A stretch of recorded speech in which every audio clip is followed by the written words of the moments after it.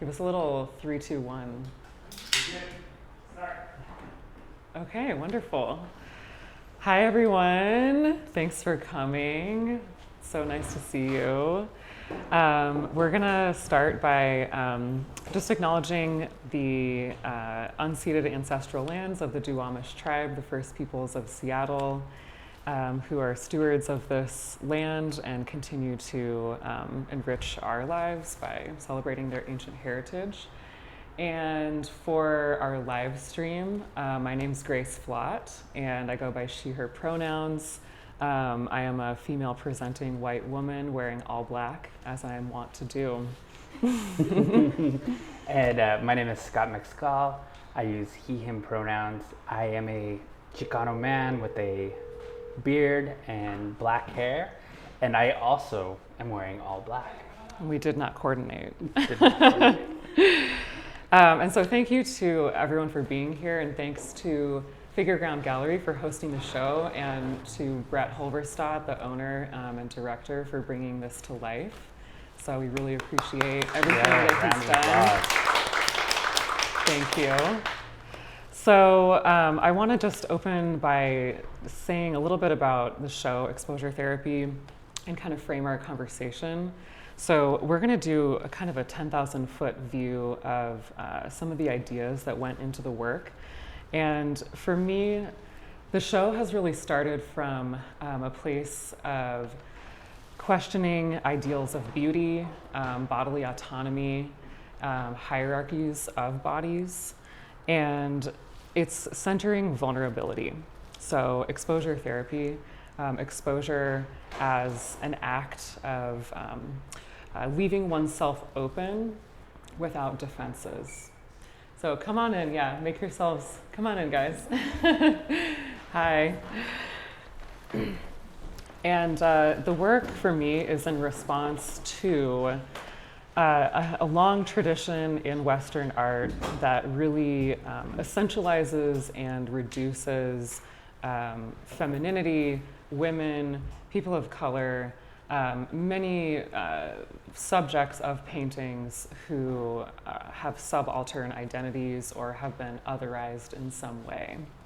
So I have started a conversation with myself, being a cis white woman with scars, looking for a way to complicate some of these narratives, and so bring more representation, but place sort of who I am within this bigger context.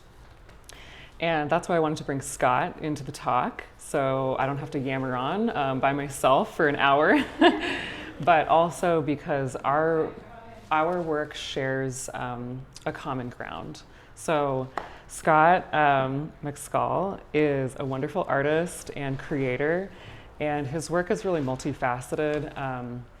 And so let me just reference my notes because I want to get it right. He's a cultural worker, and we actually went to the same program, the Aristides Atelier.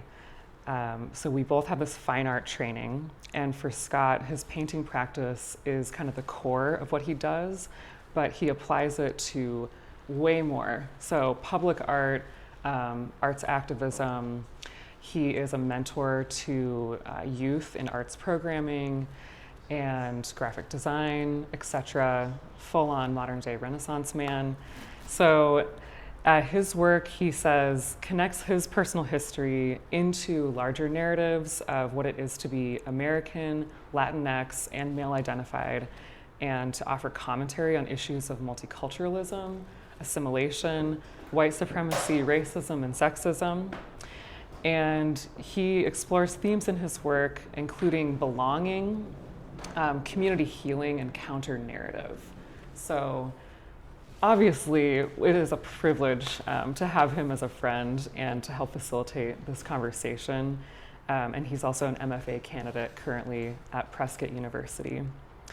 So the through line in our work, the last thing I want to say is that both of us, I think, in our work try to resist essentialization and reduction into one single kind of identity-based work, right? We're both trying to create new spaces that sort of transcend and cross boundaries, cross borders between multiple cultures and multiple identities. So we're just going to have an open conversation, I think, about figurative art, why make realism, and yeah, I'll let you take it away. Yeah, Thanks. I'm so excited to invite everybody into. Grace and I have, I feel like, these amazing conversations over lunch because our studios are in close proximity to one another, and I think it's really great to have the opportunity to bring the community in and to have this in a more public forum. Yeah. So excited everybody's here today and everybody's here online. Grace, first of all, congratulations. The show is stunning. Yay, thank you. But I think, for some of us who have known you for a long time and followed your career, one thing became very clear to me is that this was a body of work that was created during quarantine. Yes. And you see it in the show, but I'd love for you to specifically speak to how quarantine informed this body of work. Yeah, so you guys can see it's basically interiors, right? So staying inside, that's definitely part of it. But quarantine, I think the way it shows up in a kind of background way is through this idea of intimacy. So a loss of intimacy, right? So a loss of connection from friends, from family, and also kind of a renewed intimacy with the self, right? So it's like a time to get to know who we really are. And then, of course, our connections basically being mediated through a screen, right?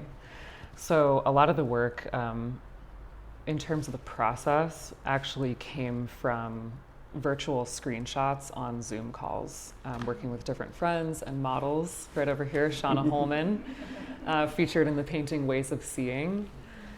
So I think intimacy, it's like a striving for intimacy. And yeah, I can speak more, I think, maybe about this painting now or later. What do you think? Oh, I think you should just go for it. Okay.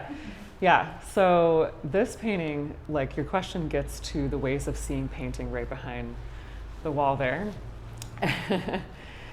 And this painting is called Ways of Seeing. It's called Ways of Seeing. Mm-hmm. So I think my work, again, responds to kind of this tradition of exploitation and voyeurism, right, that we see in a lot of figure painting. And I want to forefront like an awareness of that, right? Because we have to dance with it, we have to play with that as figure painters, as figurative artists. And I think part of what happens to us is that there's a distancing, right, in that relationship, right? So there's always this element of objectification that happens. And I've been painting and drawing for a long time from life, but working online, it was, can we close the window maybe right behind you? Sorry. Thanks. So, yeah, come on in. Hi. So this painting was taken from a screenshot from a Zoom call where I'm drawing this person right online, and it's a figure drawing. It's session a figure drawing online, session online, right? So middle of the pandemic, everyone's isolated, and there's a loss of this like urgency and a loss of intimacy when we can't work in person with each other, right? So all of a sudden I'm drawing online, and it just completely strikes me as I am paying to look at someone. I am paying to draw someone, right? And at first it was supremely uncomfortable, very transactional. And then I'm, keep going. And then you start to notice the way that this person has completely curated in such an artistic way their own space, right? And this is a job that someone is doing, and I did not set this up, right? So the composition was taken directly from, again, a screenshot that someone else has created. So I just realized that, it's a way for me to relinquish my kind of directorial control. Right. And right, I right. loved that. So, Absolutely. and it feels like a theater. It feels like a privileged window that a person is letting us experience. Absolutely. Yeah. And one thing that struck me in your artist statement is you actually named that, like, the exchange between, well, I think it plays out in different ways, and I'd love for you to speak to that, but that there's a performative aspect of your process, and in creating these images and these paintings, that at different stages performances were happening. Can you speak to that? Well, all the world is a stage, Yes, right? yes. So it's a really good question. And I think it's beyond art, I just think about the way that all of us really do perform who we are, right? We all are sort of assigned a particular role, right, to play, depending on who you are, depending on your identity. And I think, the work for me, I work with people who I think have not always been seen in art. And I know that, friends that I work with, this friend of mine, these two friends here, they've never seen themselves portrayed in a painting before. Right. So, I think there's something in that where letting someone who is practiced at performing, right, like take the stage. Right.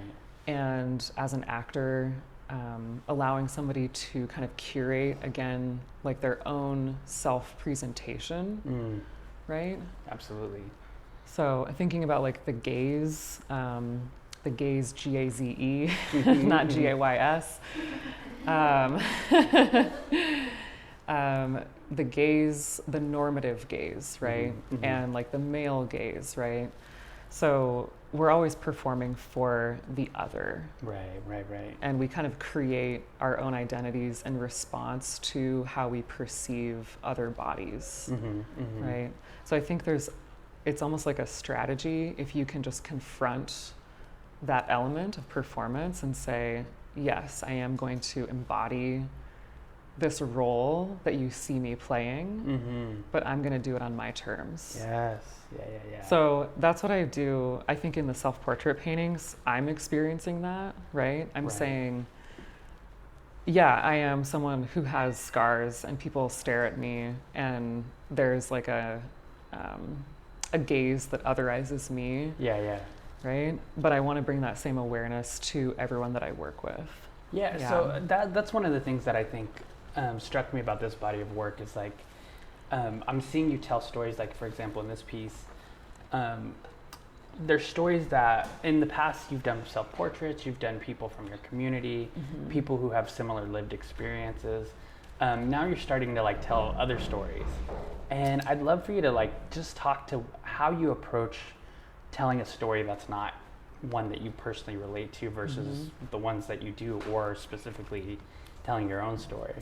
Yeah, I mean, I think that's a good question because I know a lot of artists and I think writers always struggle with this idea that I can't write or I can't paint somebody who's not like me. But it gets back to that same, what I was saying about having a connection, right? And like knowing what it feels like to be portrayed, what it feels like to be seen in a painting, put in an object that is a painting and enjoyed by people, and being celebrated by people, knowing what that experience can feel like, knowing how vulnerable that is.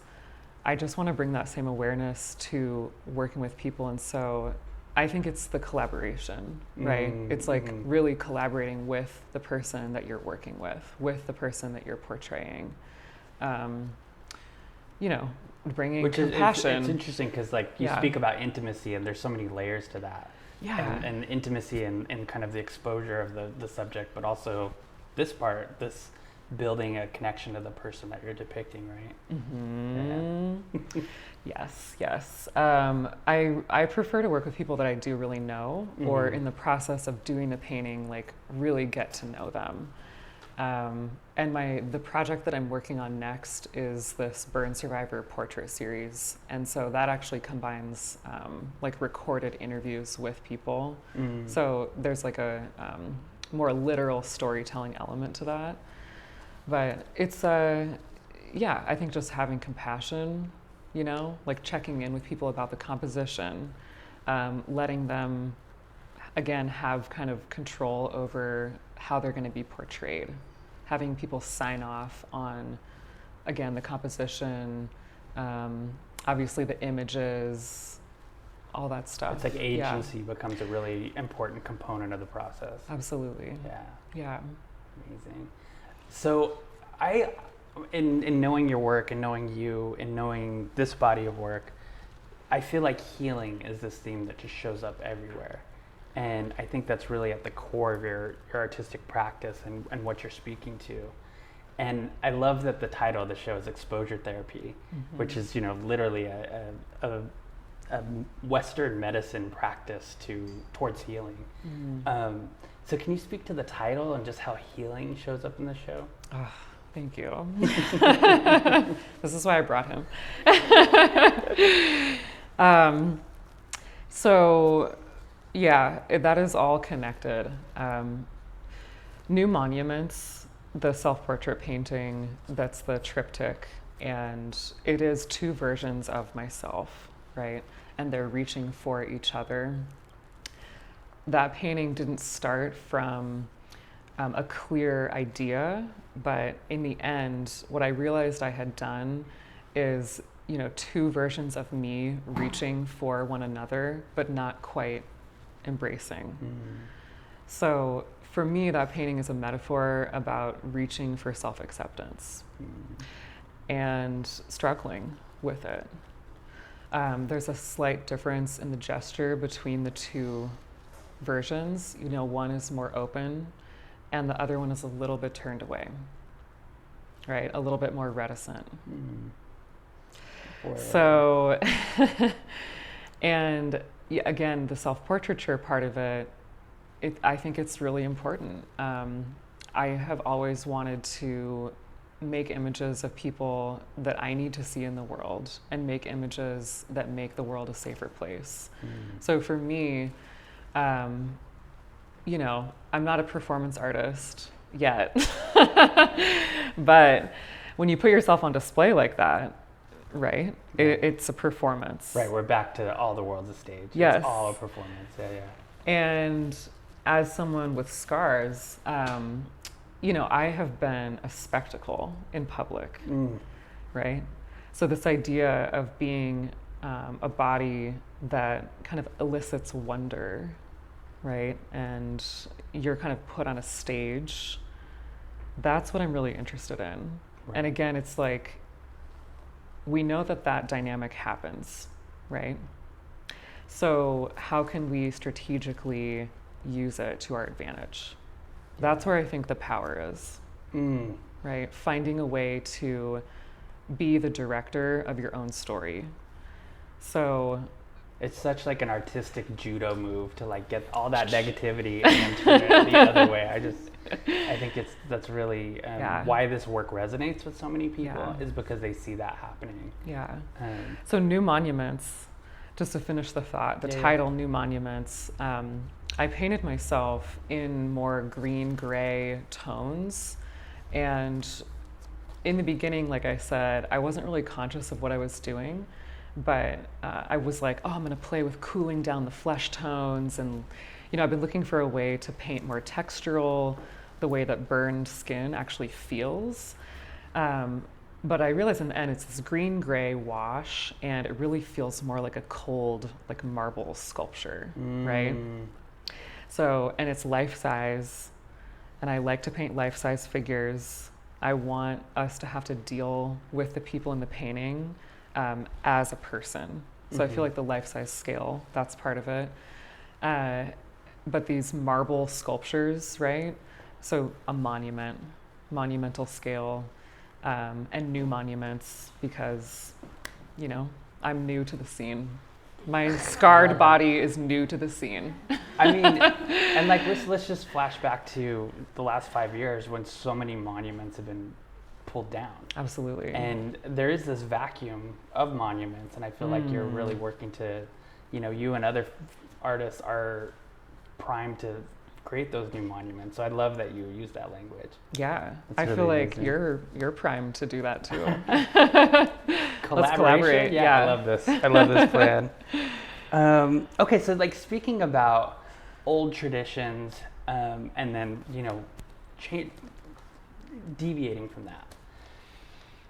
We both come from a very proud lineage that goes all the way back to Jerome. And, you know, in the tradition of academic realism, that's considered really a point of pride. And I think for you and I and other people who are coming out of the academic realist tradition, we're starting to question a lot of the belief systems that go along with that, a lot of the legacy and the history of that.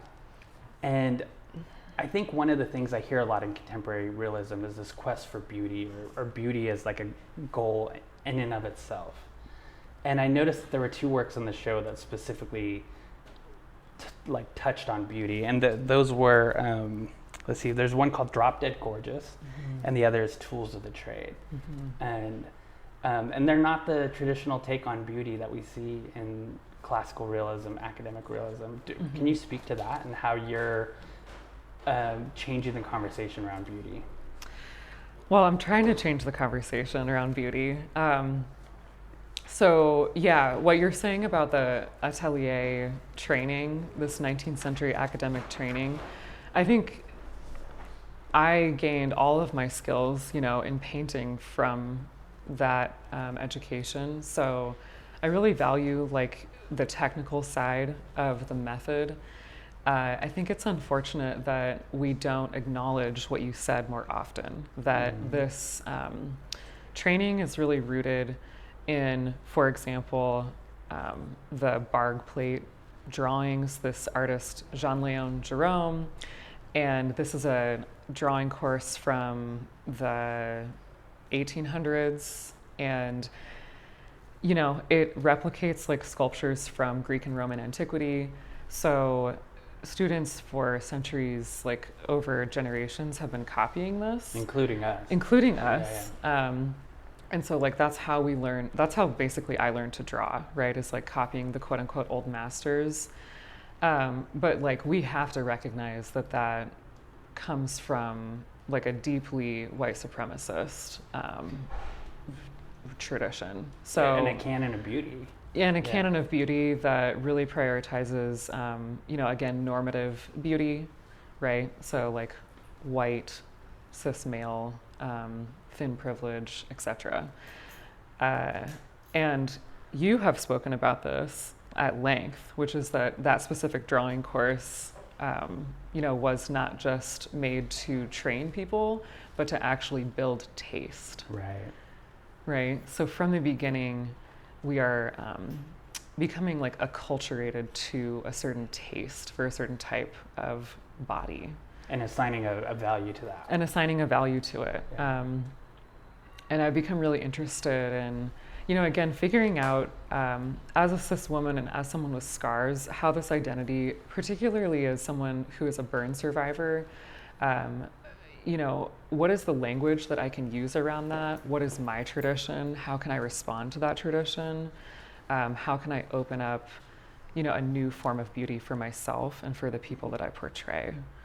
So I think part of it gets back to that spectacle idea and the performance idea and just putting myself out there. Right. I think there's also something about, you know, I've been listening to interviews this last week around the female gaze with Joe Soloway, who's the creator of Transparent, that show. And like a conversation between Joe Soloway and Bell Hooks. And it's so interesting because this idea of the female gaze, I think, is limited. But what Joe Soloway talks about is it's actually a way of portraying feeling, seeing. So instead of just looking from the outside, like actually finding a way to portray what it feels like to see and be seen, like in your body, right? So bringing back, again, like the agency to the protagonist in a story instead of seeing them from the outside. Can you find a way to pull what it feels like, this embodied feeling, out onto the canvas? I love that. Love that. I love that you're both, you've twice now spoken to like just going beyond the flat surface of the painting and trying to like add those extra layers that really bring a new component to these works and to this tradition of classical representational painting. Yeah, I think it's important. I think that everyone who studies and paints figures, I think we have a responsibility to the people that we portray. Right? Absolutely. Yeah, there was the language in your artist statement was, you said intimate moments for public consumption. Yeah. And I thought that was some spicy language to put in an artist statement. And I think naming this process as consumption, and you talked about the transactional and the discomfort of working with a model through online. Can you speak to like this consumption and how that kind of plays out in your work? Well, yeah, I think it's like just an acknowledgement of, again, like art as an object that we do consume, but that kind of like pleasure that we take in looking, I don't actually think that it excludes the ability of the person in the painting to really have agency. Right? So part of what I'm trying to explore is making complicated like that one-way power dynamic between the viewer and the subject. And so, when we look at a painting, we can also be exposed, right, as a viewer. So there's that element. The person in the painting is obviously exposed. They might also be staring back, right? Yeah. And the device of the mirror becomes so important in this body of work to literally like kind of see ourselves in this compositions that you're working with. Yeah, I think the mirror is like a nice motif. It's like easily recognizable, and part of like my attraction originally to realism is that it is a language that speaks very clearly, right? Like you paint stuff to look like stuff. I think this body of work is like a little bit surreal. I don't know. It feels, part of the strangeness of the poses and kind of the voyeuristic perspectives. It feels a little uncomfortable, So now I'm forgetting your original question. That's okay. No, I think you're speaking to it. I guess kind of like jumping off of that about the strangeness, like one of the things that I think the camera enables us to do is to like really get a different perspective than we would just sitting on a stool with a model. How did that like come into this practice? And like, how did you use that as a tool to help gain this like strangeness? And I think a lot about like video cameras often are in these high up kind of spaces looking down, and there's this like voyeuristic quality that I think comes through in some of these works. Was that intentional? Was that something you were actively pursuing? Yeah, I think the voyeurism is intentional because again, like I have struggled with like what is the female gaze, or like how do I portray myself or other people in a way that's really empowering. And we just have to acknowledge kind of the culture that we live in. Right. So for me, that's part of the perspective, looking down on people.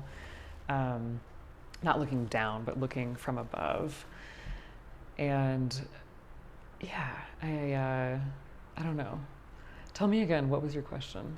Well, I just think like how like from a just completely observed process. Oh yeah. So I wanted to say the thing about the camera, thinking about our tradition of working from life, like exclusively. A lot of people in the room were trained, right, in this observational realism, and myself included. So there's kind of a disdain for working from photographs Definitely. in this little school of painting. So for me, again, because of the pandemic, I had to, right? It's just like a fact of life. So you start working from photos and you lose a lot of information in color, in value, even in the drawing, right? All these things that are just the technical side of putting together a piece. And then you also get distortion. So I think a lot about the way I was trained to paint people, almost like idealizing them, like smoothing out your skin, right? It's Painting, like an Instagram filter or something. yes, like the filter, right? And it's always felt deeply uncomfortable to do that. It's not the way that I paint either. Right. So there's a little distortion in the camera that I find myself embracing more and more because I like, I want to like move the figures into that kind of strange, weird, surreal environment. That feels more true to life in a weird way compared to just painting somebody straight on. So it's a it doesn't make sense, but sometimes telling something through a distorted lens is where the truth lies. right, yeah, There's the uncanny valley that like the closer you get to like a perfect depiction of something, yes, we don't trust it the same way. It feels dubious to us. yeah, absolutely. And like realism, I think people who are who are so skilled in doing that, it does start to feel a little uncanny valley, right? Yeah. So I'm trying to find a way to paint that feels more naturalistic. And I think part of that is embracing a little bit of distortion and then finding a way to really make skin feel like skin, right? Not like a smoothed out, shiny plastic, right? Like we're not all Band-Aid color tinted out from the same neutral, like nude color. So I always got critiqued back in school for making rainbow people because I use every color on the palette.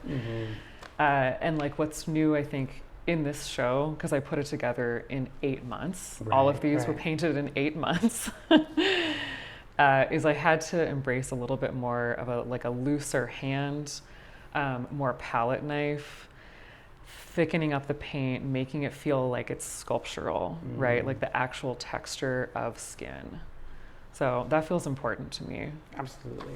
Yeah. It really comes through as like a more accurate depiction of what a human with all of our bumps and zits and all the things really what we really perceive.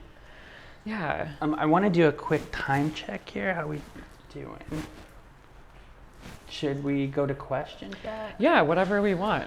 So everybody has a card, and I'd like to invite you, if you have any questions for Grace, you can pass them up. We're mic'd, so I'll read them so that way folks who are live streaming will be able to hear what's being asked. Wonderful. Oh, this is a great question. So in-person models are normally, it's a nude figure drawing session. Did you intentionally move towards clothed figures for the show? Or was it just like how it came together? Yeah, that's an interesting question. Yes, I thought about that before we went live here. Yeah, so nudity versus clothed. This is a big topic. I think it's intentional, and I think it's both. I think it's partially intentional and partially because the figure paintings in the show that are not me, those are taken from references from a Zoom call. And there's very few people who are going to pose nude online. Okay? You'd have to pay them a lot more, as you should, than most models are making. But so partially it's from that. But also I think that we don't have to be fully nude to be exposed, right? Being nude is not the only way of being exposed and being vulnerable.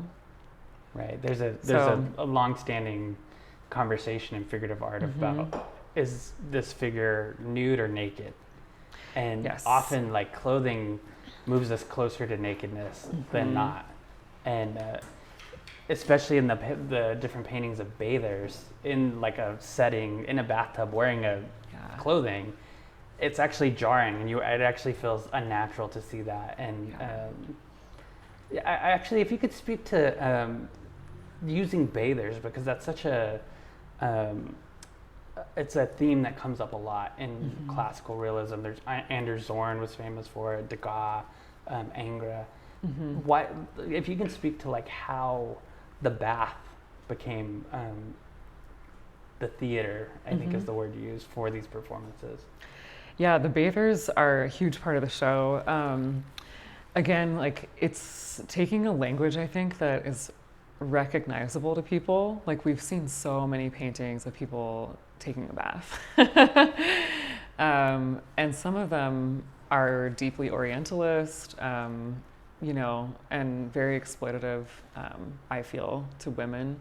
So for me, like using the bath, part of it is we're in the pandemic, I'm at home, I love taking baths.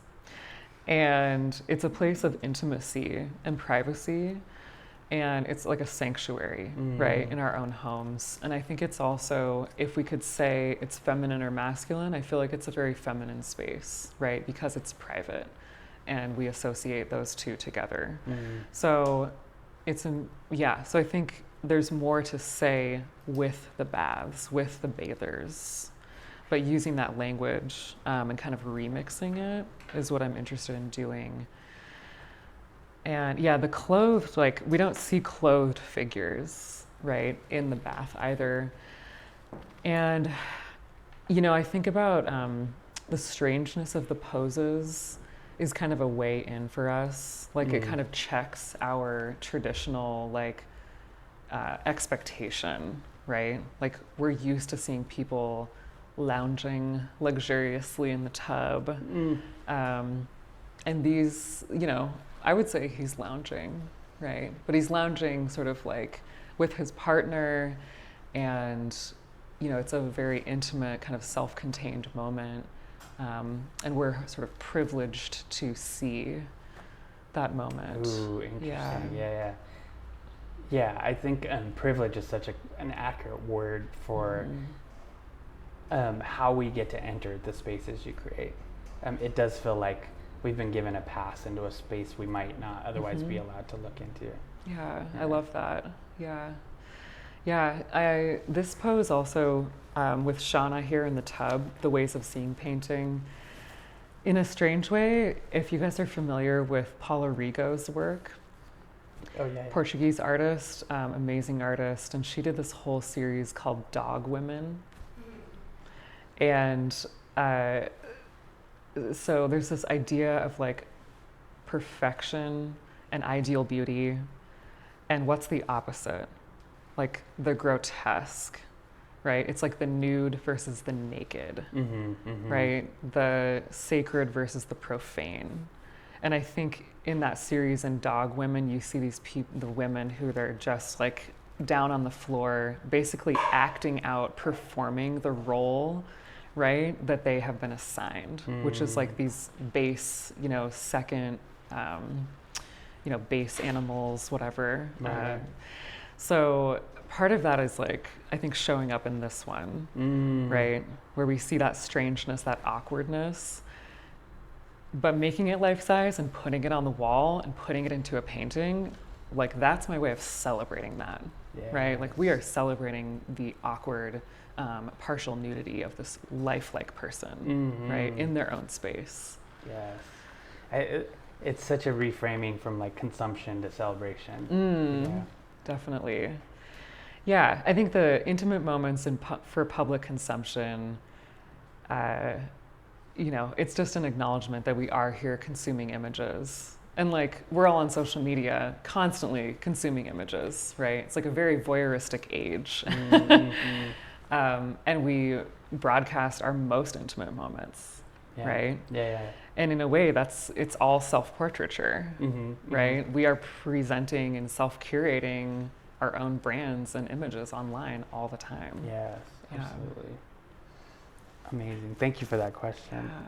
Yeah. So next question is, I'm interested in how and if objects and practices depicted in your work, especially tools of the trade, quote unquote, are both performative objects as well as objects that can inspire joy in the other, the self for you, or how you thought about this in your process.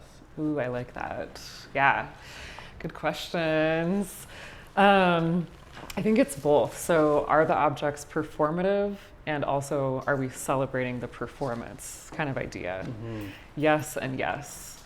Yeah, tools of the trade, the still life painting over here. Those objects, I think about them as kind of an archaeology of femininity, right? So they are objects that we use to make ourselves presentable for the public. It's almost like an homage to like this ritual, right, of getting ready and like going through, it's like being in the green room, right? And you're like, I have to face the world today. So yeah, the objects themselves, right, are about the performance. I think the celebration for me comes in the color, right? Like my paintings are always, I feel like they're, again, like pretty colorful compared to a lot of the artists that I was studying in school. So I want the paintings to feel like a party, right? I want them to feel like, this one in particular, I feel like it feels like confetti, right? It's sort of chaotic, but it's a party at the same time. The other thing about that dynamic, right, this kind of performative objects and celebrating it, I like to balance like a whimsy with something a little bit more serious, right? Like the whimsical palette. And same thing in the painting in the other room, Material Girl. Super saturated colors. It's like we're getting ready to like, perform, something like that. But something a little sinister is going on at the same time.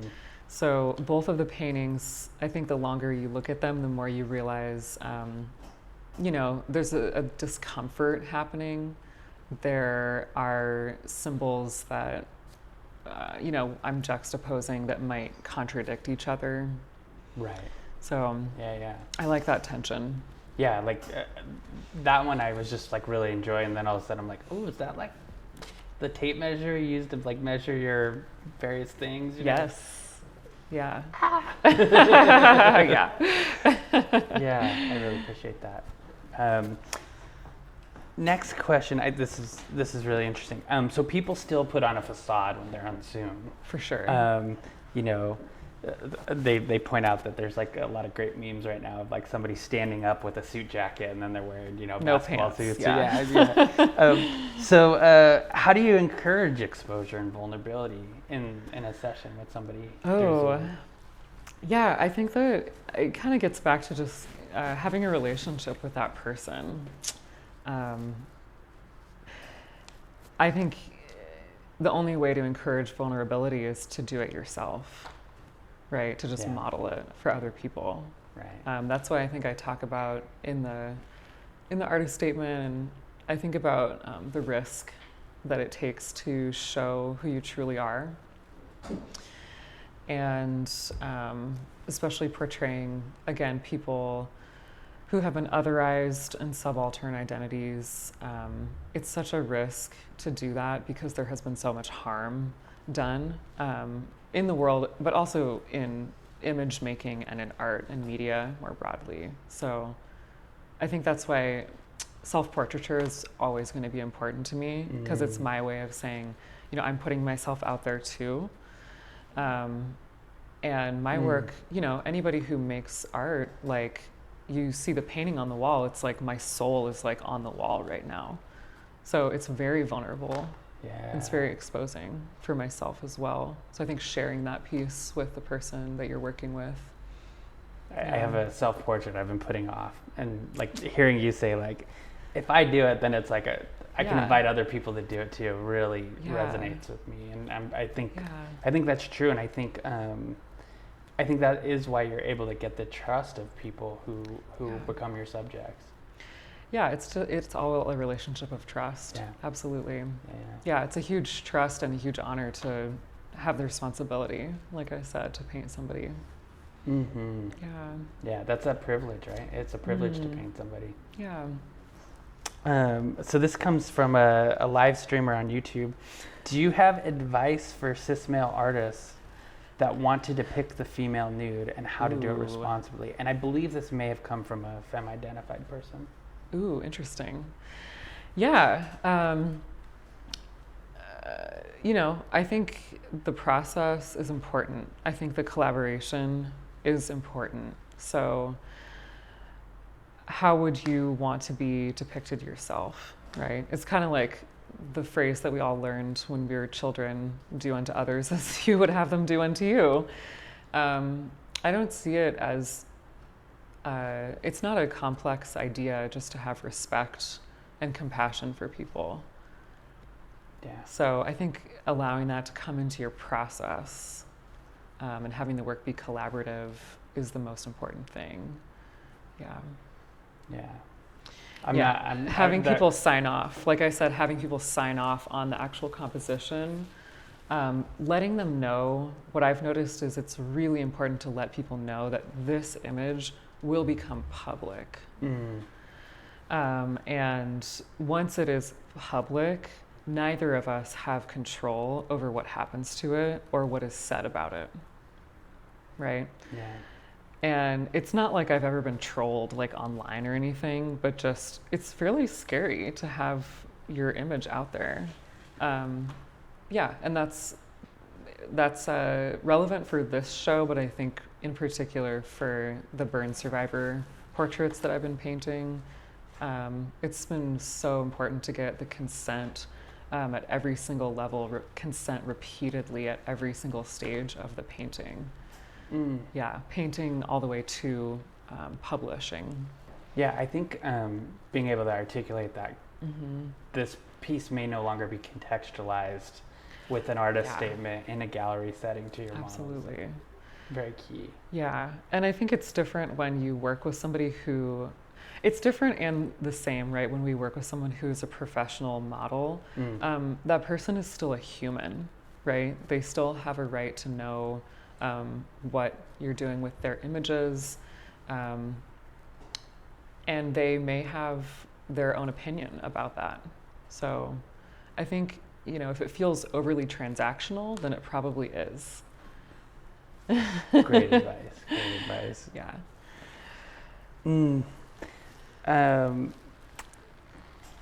Did you have some of the compositions in mind before working with the models, or did they come to you afterwards?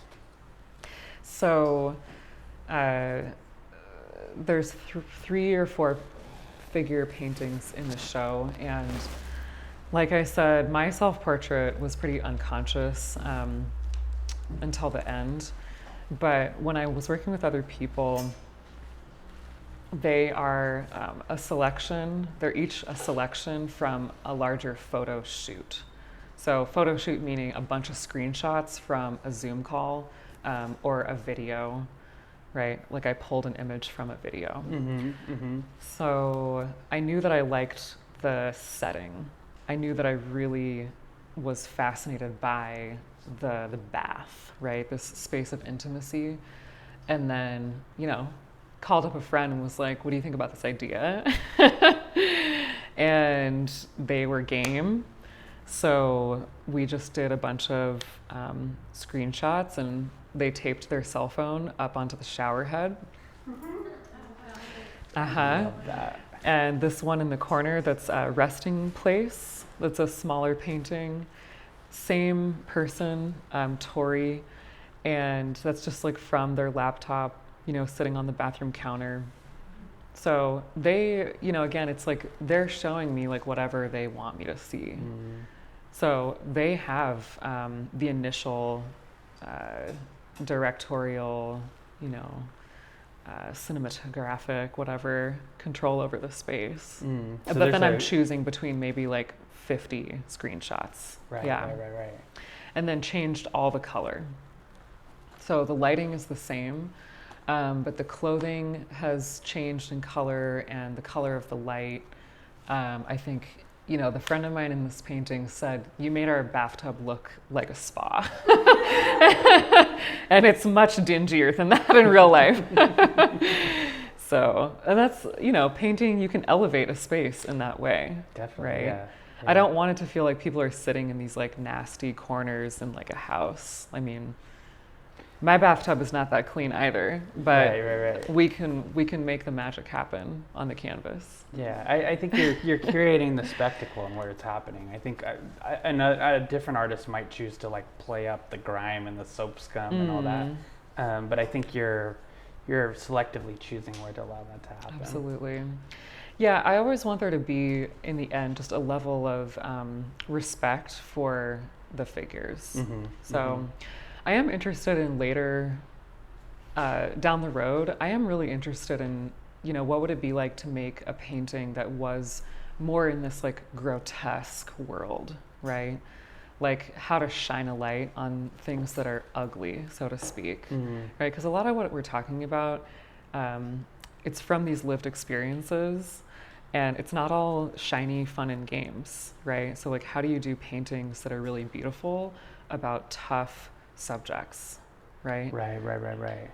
Yeah. Yeah, and I don't know. I think that's its own minefield, because sometimes grotesque is just the opposite of this old problematic canon of beauty. So how do you bring the same sensitivity to grotesque that you do with beauty? I think is really the challenge of that.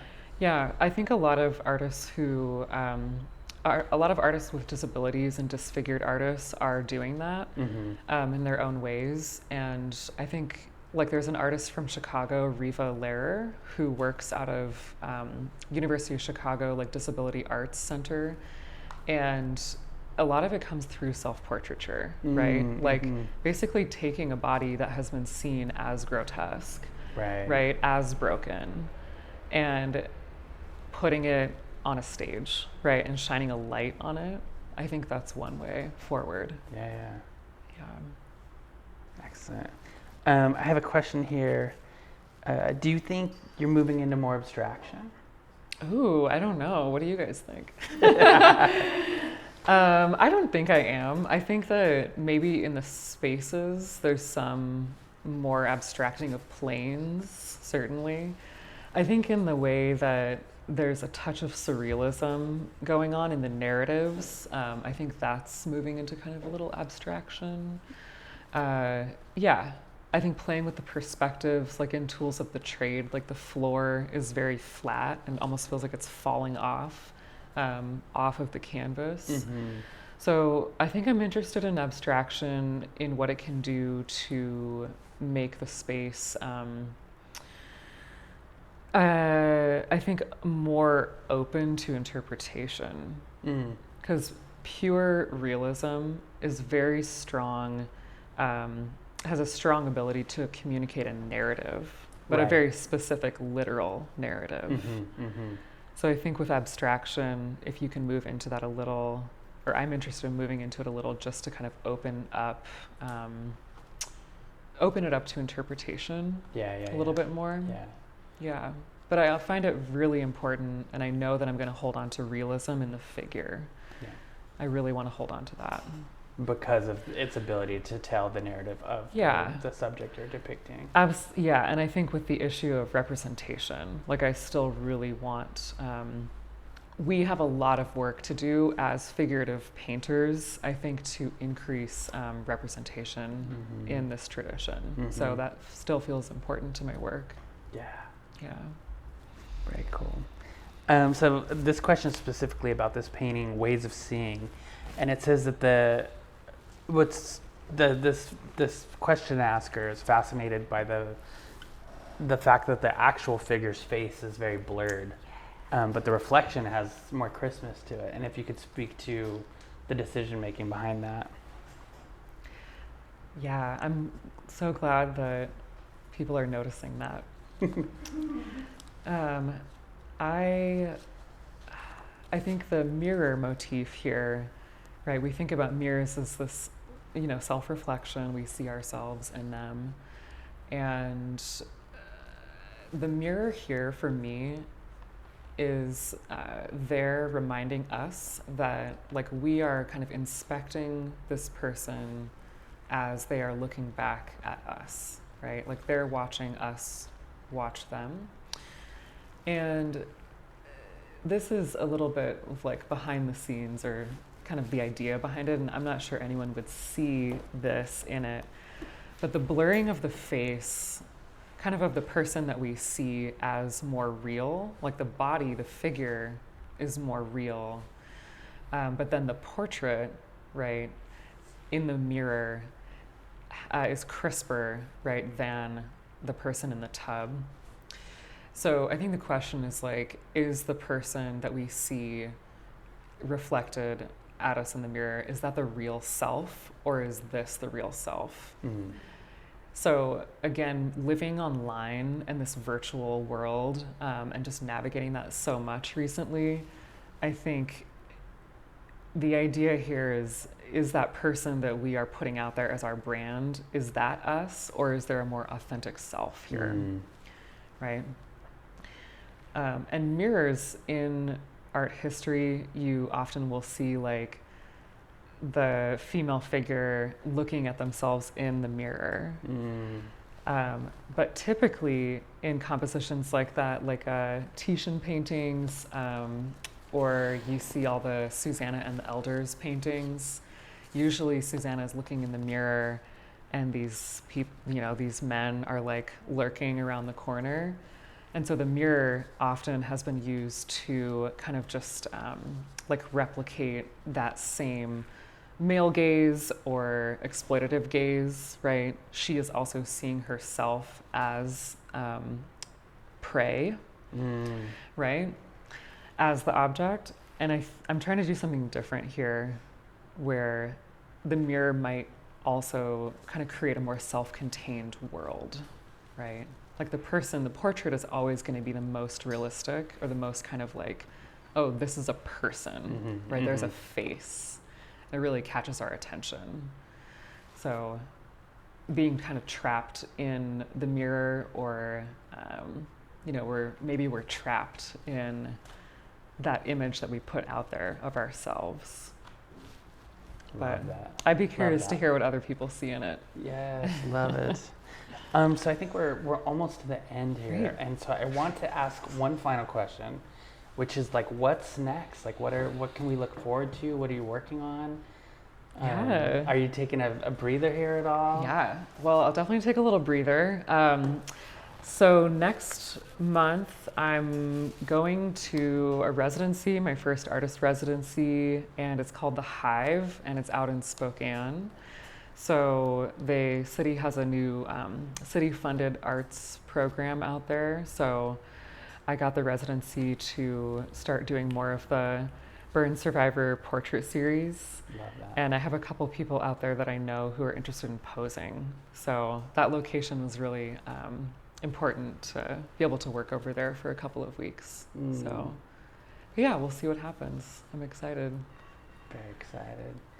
Okay, well, I think great. Let's call it. Yeah. Well, thank you, everyone. Thank you. That was so fun. Yay.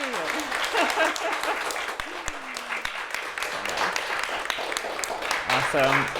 And shout out to Sergey on the tech setup. Really appreciate you. Thank you. Yeah. All right, and thanks everybody for coming. Thank you so much for coming. I'm going to hang out for a little bit. And if we're still on the live stream, thanks for coming online. Yes. Thank you.